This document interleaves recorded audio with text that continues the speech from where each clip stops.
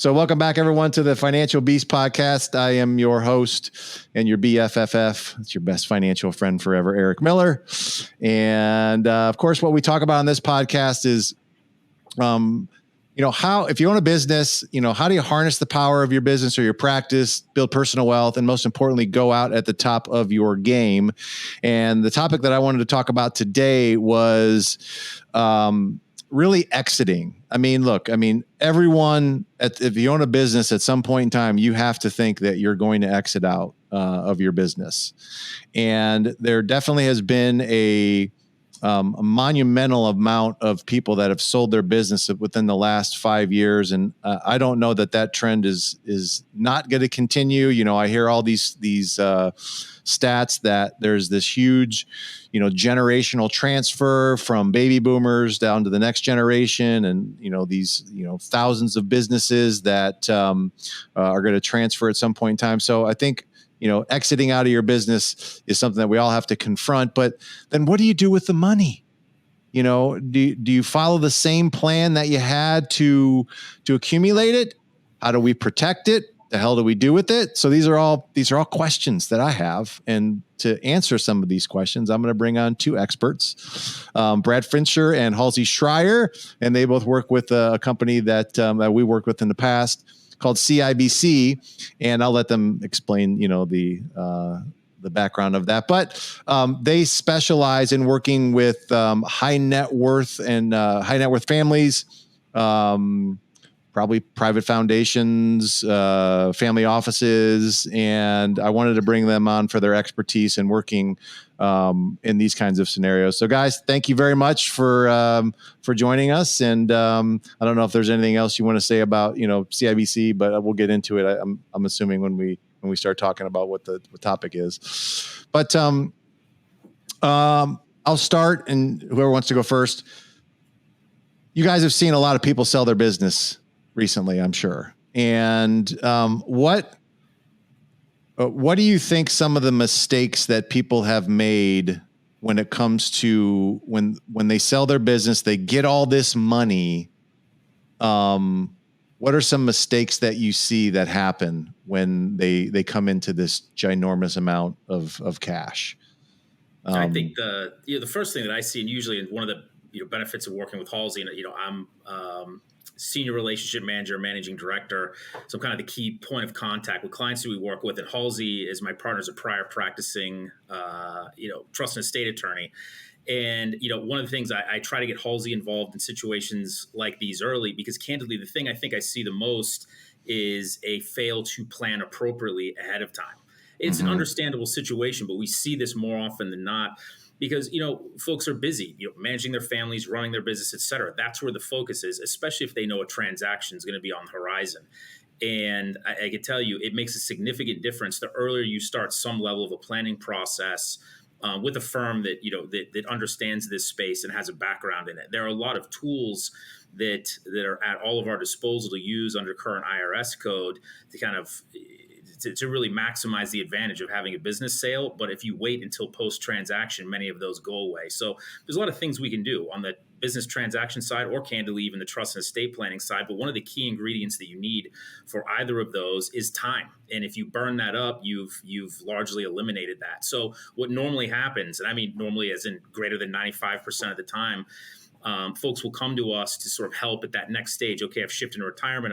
This business is going to sell, but they are solely focused on getting the business over the finish line. And I get it. There's a lot that goes into that. Sometimes you're working with, lawyers, you're working with accountants. Sometimes you're working with investment bankers. The deal is altering through time. Deadlines are missed, et cetera. All these things really gobble up a lot of time. But what happens is folks will get through that part of the process, and we keep talking about planning. There are things we need to do, and they want to table that temporarily. Again, understandably, but then they come back and, okay, the money has hit my account. What can we do to start saving on taxes? I've got a huge tax bill coming at us. My answer is, okay, well, we need a time machine. Remember months ago when I mentioned some of the planning stuff. So I think really the key thing is working out that planning. There's just a lot of things that can be done when we're all orchestrating this early enough. And when I say early enough, ideally, it's before somebody even gets to the LOI, the letter of intent phase, because once that happens, again, some of these tools start fading. So as soon as somebody starts seriously thinking about selling the business, that's the point at which they should definitely be having a conversation if they haven't already. Yeah, I love that. Definitely pre-planning for some of these things, because I think the worst thing that can happen, and maybe you guys have seen this, is that all of a sudden this large sum of money, which most of them never seen in their entire lives, gets wired to their account. And probably two things can happen that both are generally not good. Number one, they're scared to death of what to do with the money because they don't want to make a mistake. And it just sits there. Or number two, every cousin, uncle, friend that they've ever had comes out of the woodwork and tells them this is what they should do with that money. So, maybe talk about like the importance of like kind of keeping your team small when it comes to your, the planning process. Cause I'm sure you guys have, in working with families, they probably get recommendations and opinions from everybody at that point in time, right? Of what to do. Hey, you should invest in this, or, hey, you should invest in that. Have you guys seen that quite a bit? Yeah, I have seen that quite a bit. One of the things that goes part and parcel with that is I always recommend, make sure you're working with quote unquote the right professionals. And I wish that was easier to identify, because Halsey and I only work with true high net worth or ultra high net worth families. We know we have, a strong kind of list of who the go-to professionals are, whether it's CPA or T&E attorney to draft the trust documents, et cetera. And, for the most part, most professionals are not going to say, no, Mr. or Mrs. Client, you have too much money for me to work with you. It's outside of my wheelhouse. But what I do see candidly is folks will frequently outgrow their professionals. So they need kind of a deeper bench and somebody to help quarterback all that. So I know, we've been fortunate enough to work with you a lot. You guys lay a lot of that groundwork to start to frame things out and get it in place to be able to recreate the cash flow stream, et cetera, and then start pulling in the other players. So putting that team together really is paramount. But right out of the gate, I think getting the right financial advisor and getting the right CPA and the right attorney, and even if that means interviewing several of them, asking what the typical client size is, et cetera. If that's what it takes, it's well worth the time to get that right. Yeah. And Halsey, I know you talk a lot about like the legacy planning too.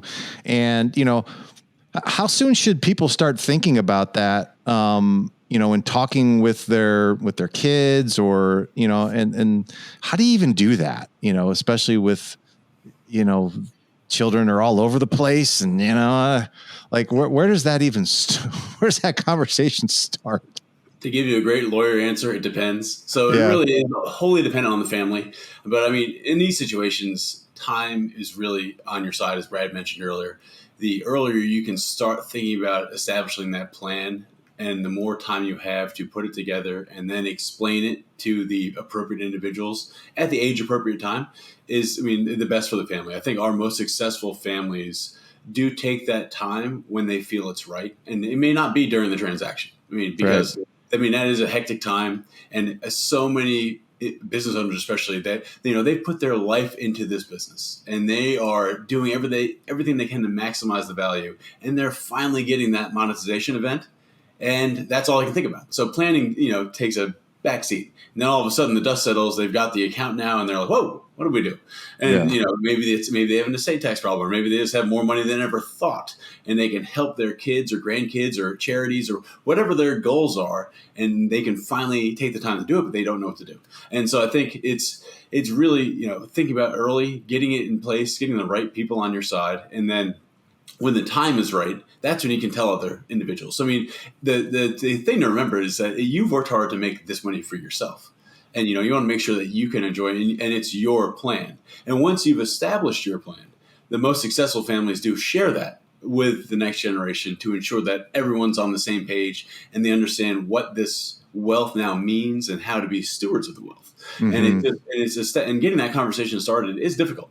Without a doubt, because it can be weird, because it's something that not many people get the chance to have, but it is very important. And a lot of our family, it just really depends on the family. So we spend a lot of time getting to know the families and understanding. All right, when we can sort of push the envelope, all right, maybe this is a good time to bring in, the next generation to talk about, and we may not even talk numbers. It may just be like, all right.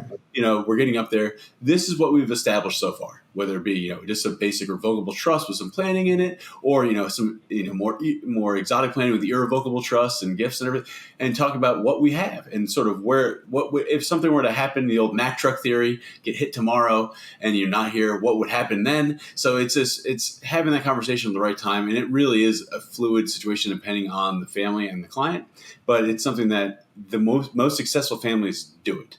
And, and a lot of families get a little worried about that conversation, but it's better to have it now than wait too long and can't have it at all, because that's when you have the real issues. And because the moment someone passes away, things can go haywire. Yeah. Yes, they do. Yes, they can. I 100% agree. And I think it's really important that you incorporate somewhere where the wealth came from, because in some cases, the family members they just see the money.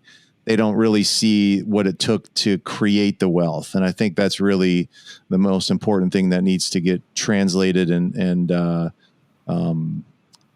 assimilated by the next generation of like, this came from this, and really teaching them that, I think is really important.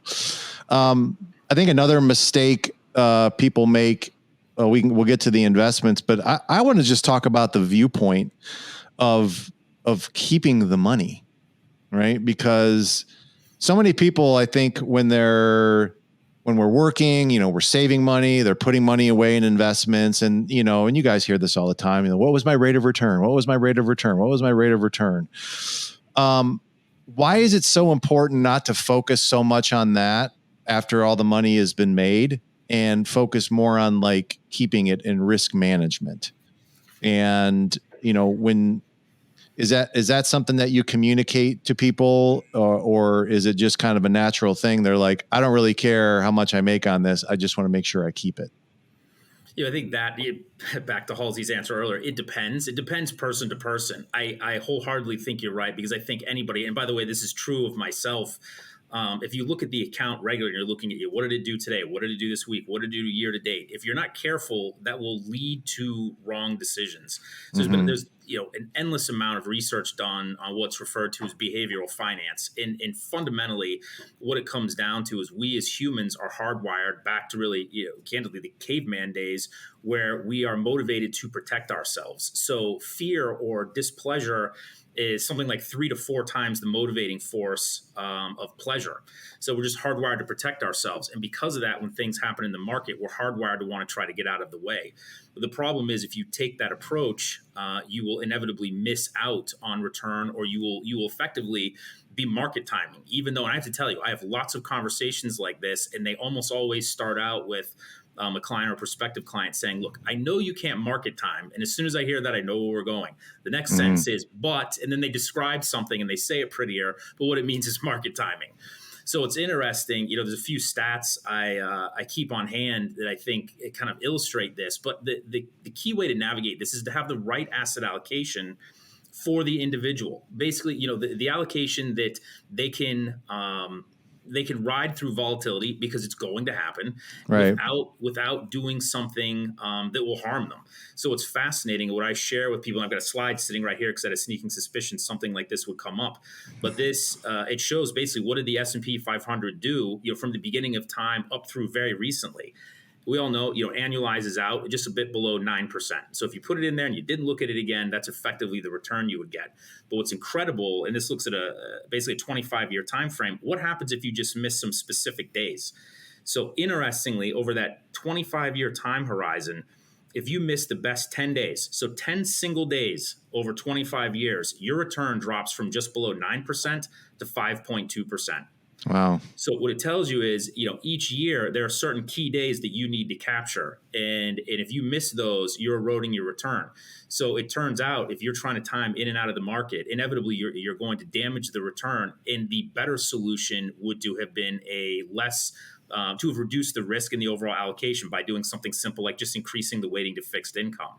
So It's a matter of communicating that and then continuing to communicate that with clients, and then line up the portfolio with what their long-term plan is to make sure they stay on target. Yeah, I see that. So, and yeah, because most of them, I think, most of their experiences have been, well, I got to put 80% of my money in equities and maybe 20% in fixed income as they were saving. But now all of a sudden they come into this, $20 million, $10, $15 million. And unfortunately, I've seen a lot of people that have, their advisors take the money and do the exact same thing without thinking about, okay, but do we need to take this much risk? And to your point, how much, maybe we need to carve some of this in fixed income or tax-free munis or some alternative investments and such. And, I think that's where people aren't really thinking about risk management, at least on the investment side, that much. And, how important that is when the money comes in. Right. I think you're exactly right. And you could see how folks, kind of reach that conclusion or don't make that adjustment because, I see this regularly is that, folks will be in saving mode and regularly. It's not unusual for me to come across folks that have been just saving in their 401k, saving in trust accounts, whatever they're doing, and they're 100% equities or 80% equities because they know that, they know there's volatility in the market, but they know their paycheck is continuing to come. Very easy to be a saver with that allocation when your paycheck's coming. But what's fascinating is when folks go into retirement, even people that have historically been very aggressive and ridden through all different types of market volatility and not made a bad decision or a rash decision, all of a sudden they shift into retirement and they're drawing from the portfolio. And then, what volatility they could have easily even managed before all of a sudden becomes untenable. There's a mental shift from being a saver to a spender. So I think as an advisor, it's incumbent upon us to have that conversation as that transition happens and make sure we adapt the allocation appropriately to line up with, with what the client can actually withstand and mitigate. And I think some of that is also just, again, it comes back to the planning piece. I would say plan early and plan often, whether it's pre-transaction planning or whether it's just, portfolio planning. Halsey helps run one of our groups where we do capital sufficiency analysis is one piece of this, was effectively just stress testing the portfolio. What is that term? Capital sufficiency. You always are good for like at least one or two just huge terms that I have no idea what they mean. Capital just means how much money do you have and how do we keep you from running out of money is effectively it.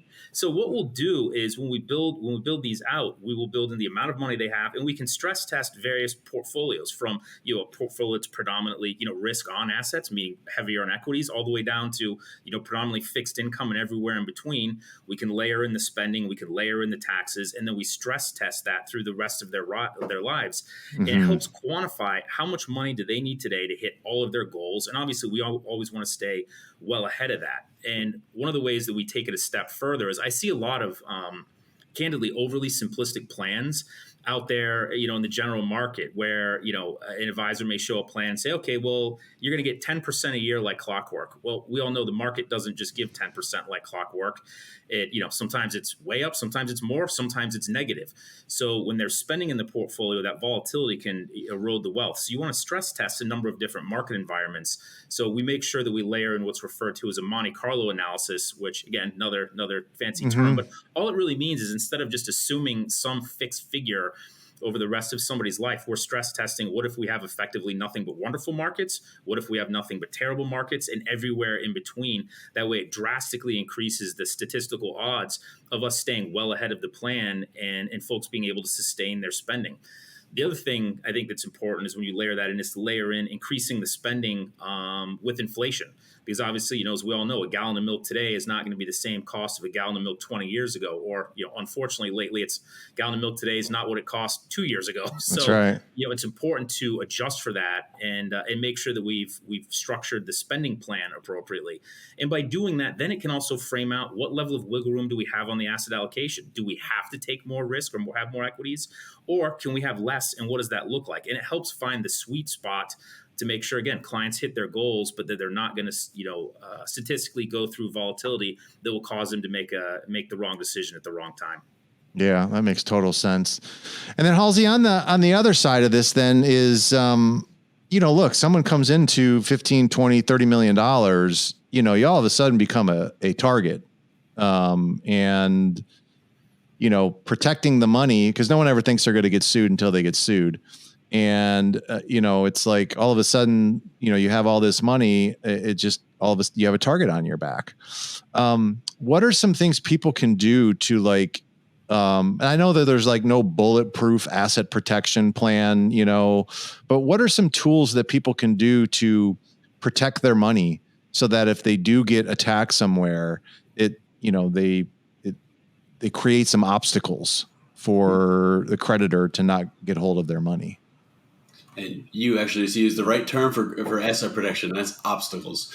Yeah. I mean, when I practice law and I even advise now, I mean, when asset protection planning, there is no panacea that's going to fix everything.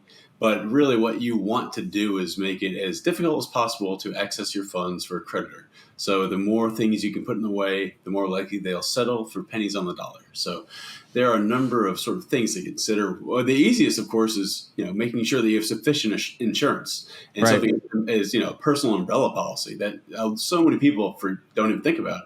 But that's a nice, easy, liquid pile to have that is very cost efficient and very easy to have and set up. So I think that's at a basic level, setting up those. I mean, getting a personal umbrella policy is a no-brainer. And so then, what exactly does that cover? What would a personal umbrella policy cover? So that would, Yeah. So, I mean, let's say you have, a car accident. Basically, if you go in excess of your coverage in your general insurance policies, whether it be homeowners, car insurance, something like that, excess in that coverage, that's where the personal umbrella policy comes in. It fills in that excess loss. So then really, I think the majority of individuals' risks are associated with, driving a car, owning a home, things like that, where you're going to have that target on your back and sort of in that lawsuit situation, the vast majority are going to be in those. So that helps mitigate that risk. The other issue, just general ownership structure of assets. So ensuring that you have accounts titled correctly. Real estate owned either, by tenancy by the entirety, which is available in many states, which is ownership between husband and wife. And if it's a creditor of just one spouse, it's protected for the entire marital unit. So that's a nice little benefit. Or just ensuring that, you get things set up properly to make sure that going forward, they will be more protected.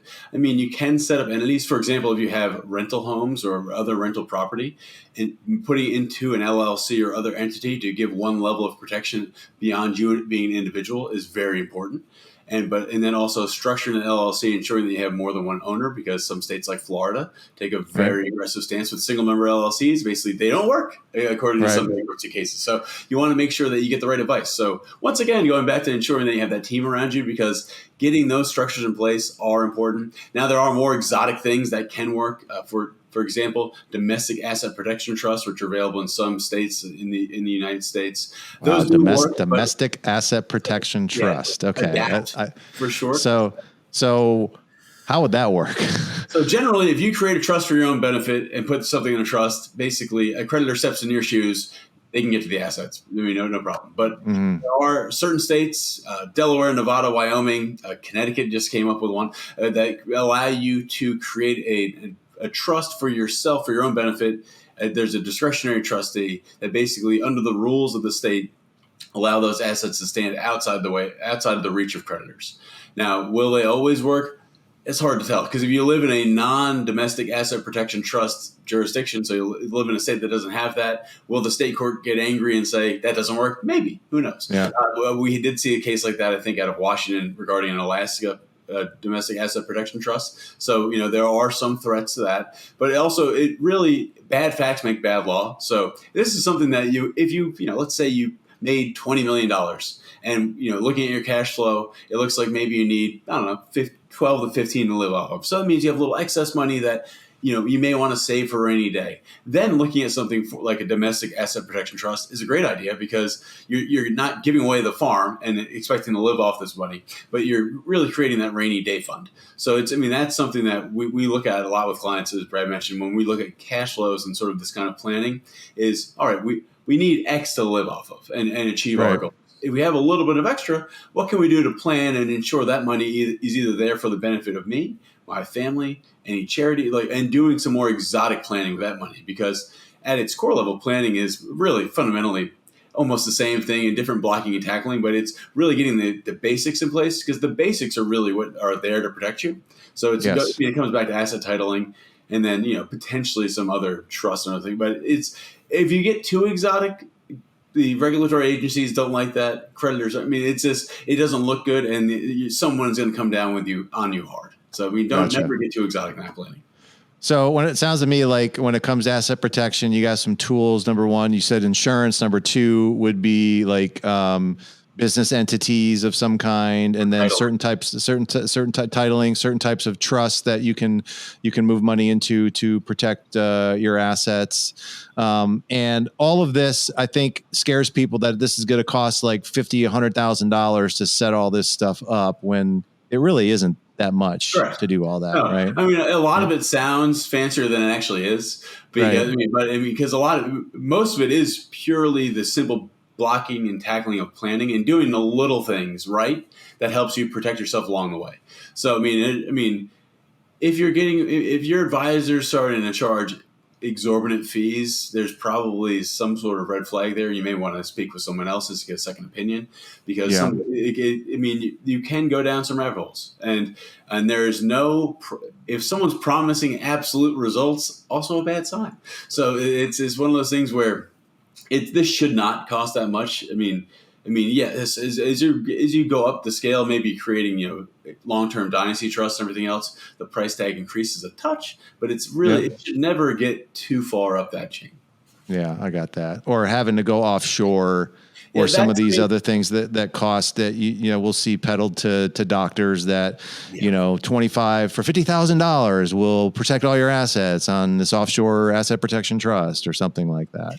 Yeah, a lot of those things may start off in a world where allowed by the IRS or something, but once they become a little popular and more people investigate, usually they can get a little fishy. So that's a lot of those exotic tools may sound great, and if they sound too good to be true, they likely are. Yeah, that definitely makes sense. I guess going back to the investment side too, because again, we'll have people that, come into all this money. Like, what level of education do you guys have to, I don't know. Number one, how do you guys define ultra net worth, high net worth people? Like, what is that level that you see? I've heard this described a few different ways. I tend to think high net worth is probably, $5 million or north, and true ultra high net worth, probably north of $30 million net worth is typically the way that I look at it. Some other folks may have a different number, but that's generally the ballpark. Yeah. Now, the investment acumen of some of these people, and look, anytime you have a business that, if you're in the ultra high net worth category, are you guys surprised sometimes at the level of investment acumen of people that have 30, 40, $50 million? I mean, I'm sure it calls you going to be like, it depends. Right. But, does that sometimes shock you guys? Like the expectations or just their overall investment acumen when it comes to this area? You can feel free to tell me a good story too, if you want to. Yeah, I think it does, and I'm guessing Halsey agrees because I know we've seen some of these together. But it does surprise me. I've been doing this now for 24 years, so candidly, it doesn't surprise me as much now because I find that's generally the rule. But I think the internet probably hasn't done any of us any favors, whether it's figuring out how to draft your own trust documents or manage your assets, or I'm sure go in to see your doctor when you don't feel well and tell he or she that you've Googled it and you think you have it figured out, and see the look on their face. So I think all of us, while we have these tools, not all of the things that we find are completely accurate. But just to give you sort of a story, there was one instance that I'll probably never forget. This was probably 5 or 6 years ago, where I went in to meet with a true ultra high net worth family. The gentleman was a prior CFO of a publicly traded company that's a household name. Everybody on this would definitely recognize this company. And I thought to myself, going into that meeting, this will probably be one of those instances where the portfolio probably pretty sophisticated. I may not be able to bring kind of the full breadth or the full scope of what the firm's capable of. I'm guessing he's reasonably good and well in hand based on what he'd structured. And I found the exact opposite. And it was interesting because, whether it's sort of the regular mass affluent client or even somebody in that situation, the allocation was a bit of a mess. The trust and estate plan was completely out of whack. There really was no tax or income stream plan based on the portfolio. So a number of things were just completely out of whack. And it turned out there was actually a lot of work to do there. And I'll tell you, that's typically the rule, not the exception. I can probably count on one hand in 24 years of doing this the number of times I looked at somebody's portfolio and thought, I can't have somewhere between a meaningful to a significant positive impact on what I'm seeing, whether it's from a planning perspective, a portfolio construction perspective, et cetera. There's virtually always something that can be done there. I think a lot of that just comes from it's all we do. It's all we're doing all day, every day. And we've got a broad team that we're working with. So no matter how good, somebody might be at picking stocks or whatever they do because they're just into it, they just don't have the team that we do and the number of analysts and the number of tax experts and prior trust and estate attorneys and all that. There's a lot of horsepower that we bring to the table with, hundreds of years of combined experience. Yeah. And honestly, I'd love to hear like the number on that too, because I think a lot of people when they think of, okay, so they saved me, a couple of percentage points here and there. But when you start talking about that much money and you see that many inefficiencies that they have, whether it's in their investments or exposure that they had that you guys cleaned up, I mean, you're talking hundreds of thousands of dollars, if not millions of dollars that otherwise could have went by the wayside because they didn't have a proper plan. And I guess would that be a fair number that you guys can that you would see with certain people? Yes. And it's funny that you say that because I've often said, several times that I wish, because clients, and by the way, I do this myself. You look at your account statements, you look at what the recent return has been. It's a quick litmus test for how things are going that we all do. But I wish, client statements or online portals had a way of capturing kind of all of the other things that we're adding. And it's just, nobody's successfully done it. But I think there's a lot of other places where we add value that candidly in aggregate add up to much more than, how did we do compared to the S&P 500 this year? Right. I mean, I know some of the dynastic planning, meaning multi-generational planning that Halsey and I've worked on together is going to have, millions, tens of millions, maybe hundreds of millions of dollars of impact on families, for people that aren't even born yet. That it's unbelievable what you can do when you set these things up and put them in motion appropriately ahead of time. Yeah, I 100% agree with that. Is there anything coming down the pike that, and I'm not going to make you guys put on your forecaster hats because you're probably not allowed to anyway, but Halsey, on the legal side, is there any major changes that have been, that are coming up to date or anything expiring that like we should know about or? I think everyone's going to hear about this date probably until we get there, but December 31st, 2025, the tax cuts that were passed at the end of 2017 expire. So right now, an individual can pass $13.61 million onto the next generation estate tax free at the federal level. And so for a married couple, that's over $27 million. That's a lot of money, highest it's ever been. And that's set to go away on December 31st, 2025. Who knows what will happen between now and then? I mean, obviously we have an election this year, which probably no one's ever heard of, so we don't have to worry about that. But it's something that, Congress is dysfunctional, so the chance of some sort of change happening before then, probably very, very low. Who knows what happens in the elections coming up in 24? But really, I think the elections will set sort of the course to see, all right, will these tax cuts expire? Could they potentially be extended? I think the only thing we know for certain is that something will happen. We've had 3 permanent estate tax laws since 2010. So obviously it's anything but permanent. And we haven't had major tax, legislation passed in sort of a comprehensive overhaul since 1986. So it's been a while. We're overdue. I think we look back historically, it was happening every about 10 to 15 years. And now we're sitting here about 40 years from the last major comprehensive thing. Will we see anything like that? Probably not, because Congress doesn't really like to work together and come to really solutions at this time. So, it's something that we do have this date looming in the future, December 31st of 2025, that will reset sort of the tax cuts from 2017. But other than that, I think legislation was at an all-time low last year, and I think we probably see that trend continuing as we look at this sort of bifurcated government that is polarized. Mm-hmm. So no idea like if that did expire, what the number would lower to? Guess would be about $7 million. So it would basically be cut in half. So after inflation and everything else, it'll be probably right around $7 million an individual. Mm-hmm. So for a married couple, about 14 to 15 million, probably. Okay. So we're looking at, a dramatic decrease. I mean, obviously there aren't that many families with $27 million out there. I mean, Right. it's a pretty small number, but if we drop back down to 7, that's going to bring a 7 per individual and 14 for a couple. That's going to bring a lot more people into play, especially with the way real estate has run up in the past, 5-6 years. And, and also the gains in the markets over the past, decade plus. So I think there's a lot that, it may bring people back into worrying about estate taxes, because right now, frankly, the vast majority of individuals don't have to worry about the estate tax. And it really only it hits such a small percentage of people. And it's something that it may change. And given sort of what the government, where we've seen from a spending perspective, and where even on the income tax side, historically we're at pretty low rates comparatively. Right.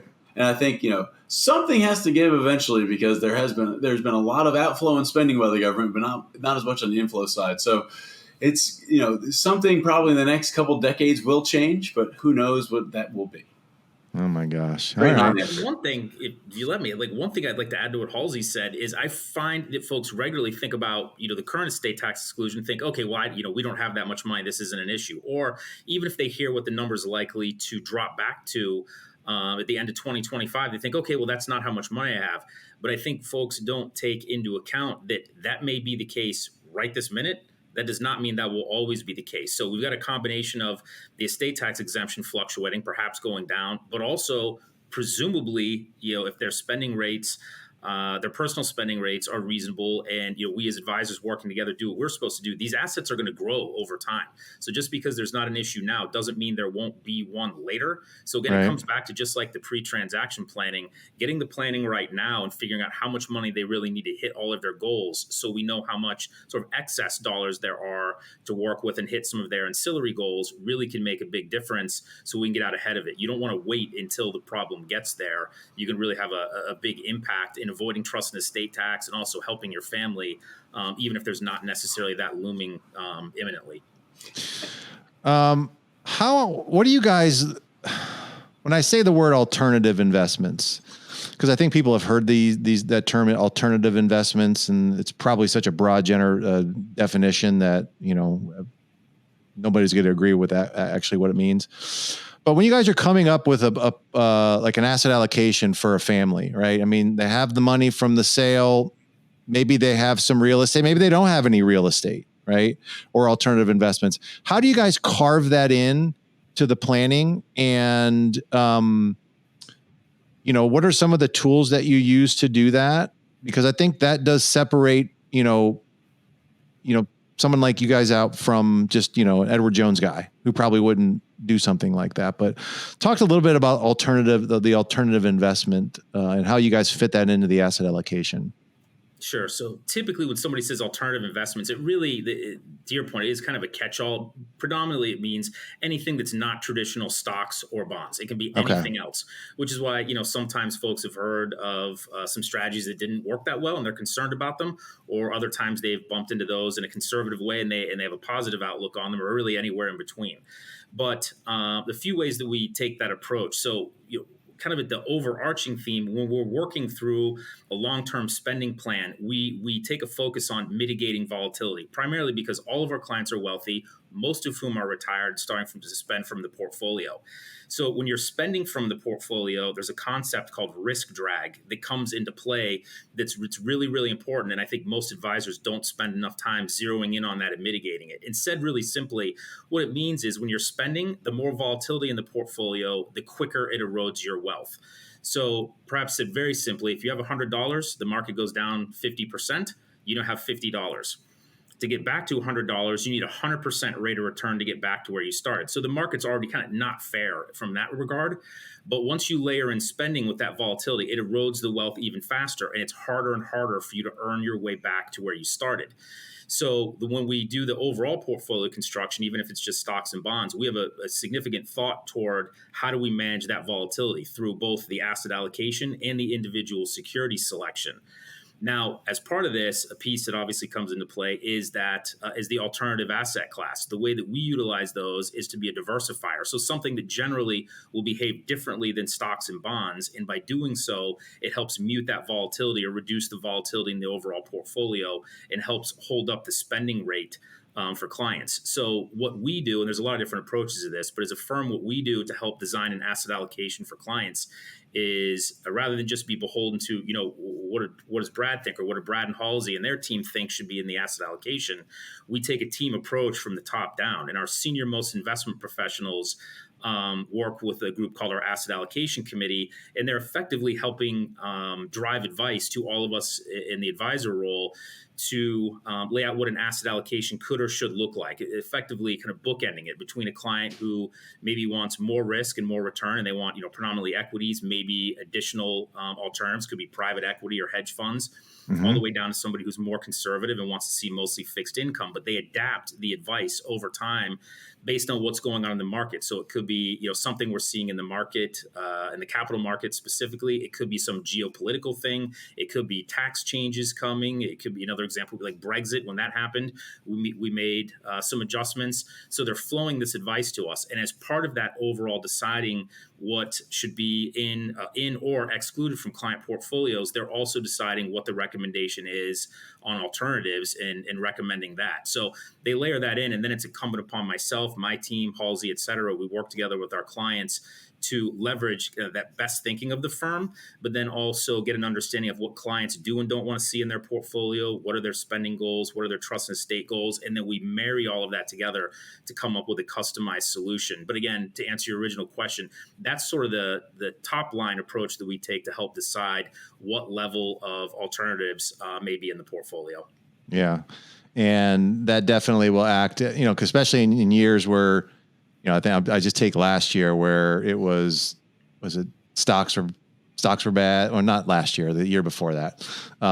Stocks were bad, bonds were bad, everything was bad, but there were some alternative investments that I know that actually, kind of tempered the volatility of the portfolio, did pretty well in some cases. But yeah, they're definitely a powerful piece. I think everyone has to make sure that they incorporate that, especially when you're dealing with this much wealth. So you're going to get introduced to things that maybe you've never heard of before, but that's kind of part of the process of having this much wealth and trying to protect it is, you're going to get introduced to investments that you're like, oh, okay, I see where this fits in. Last thing is the importance of like having, and creating like an investment policy. And is that something that you guys do for a lot of your families? And like, what are some of what does that contain in some cases? Like, what should people think about when they create an investment policy? Because when I think of investment policy is like, these are the eligible investments. These are things that we're going to invest in. This is our process for selecting investment. I'm trying to explain what investment policy statement would be. Like, this is the process of how we're going to select investments. And we're not just going to throw something against the dartboard or take advice from Uncle Al, right? It's going to be, there's a process to go through. Okay. So if someone comes and says, hey, I want you to invest in this thing, you have something you can go back to and say, well, it's not really following our investment policy. Do you guys find that a lot of people are missing that? Yes, I think most people are missing that to the extent that they want that to be part of the overall discussion. So I know if we're acting as trustee, we have our own effectively investment policy statement that swings between, again, more aggressive all the way down to very conservative. But we have a methodology that we follow on behalf of our clients once we take over full responsibility for that.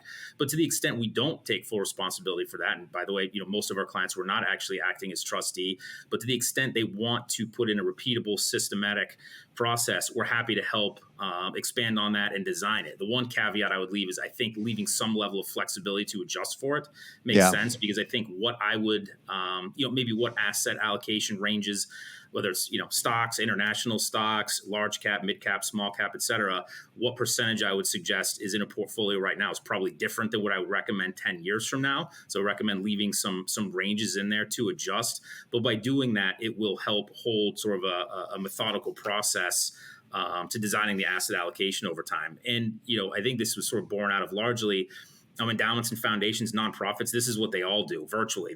Most of them have a stated investment policy statement, and then we plug into that and fill in based on their recommended percentage weighting. So I think there's some benefits to be picked up there for families. And also I think it helps drive the discussion with subsequent family members, with heirs. As the money starts to pass down, it also helps them have that repeatable process to readdress. And it also comes with, providing education. It helps them have to understand these things as they go through the process. Yeah, I was going to say, you can probably, maybe Halsey, you can talk to this too. Like, you can even include certain things like, all right, you can't lend money. You can't, you can't lend money to certain people, or, just certain things you can incorporate into the investment policy that are kind of separate from just the investing part, but, just basic rules of how to make sure this money doesn't go bye-bye. Yeah. Okay, cool. Guys, we could probably do this forever, but that sounds like a good stopping point right there. Thanks so much for, kind of giving us your expertise on this. This is such a critical area. So if you guys are, anyone that is thinking about selling or going to sell, and you're going to come into a large amount of money, look, it's fun to plan. It's fun for us to do all these things, but it's deadly important that you have a good team, that you have a strategy, and that you have competent people that are around you that have done this before, that can make sure that they navigate you through this process.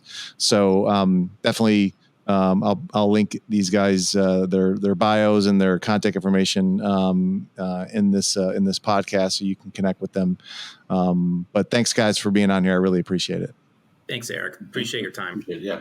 Thanks. Have a good day.